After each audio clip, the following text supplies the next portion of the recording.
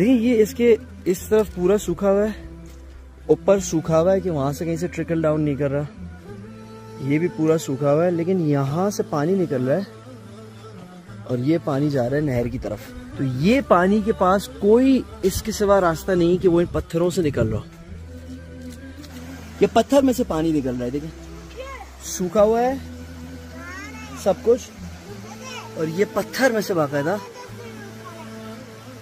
पानी निकल रहा है। ثم قست قلوبكم من بعد ذلك، میگه بعد قلب‌های شما سفت شد. بعد از اون مشکلاتی که دیدید، به جای اینکه شما آدم بشید قلبتون نرم بشه و نزدیکتر بشید، قلبتون سفت شد. فهیه کالحجاره، مثل سنگ. ببین مثل سنگ قلبتون سفت شد. بعد چی؟ او اشد قسوه، تازه از سنگ هم سفت‌تر شد. بذار اینجا بگم چرا. و ان من الحجارة لما يتفجر منه الانهار، पत्थरों में से तो बाज पत्थर ऐसे होते हैं कि जिनमें से पानी निकलता है, नहरें जारी होती है।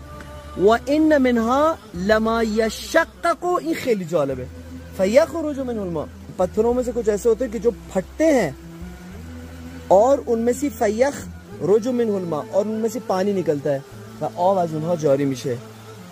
وَإِنَّ مِنْهَا لَمَا يَهْبِطُ مِنْ خَشْيَةِ اللَّهِ، و بعضی از سنگ ها اونایی هستن که در مقابل خشیت خدا سرشون رو خم میکنن، مثل اون سنگی که اونجا میبینی انگار داره سجده میکنه. درسته؟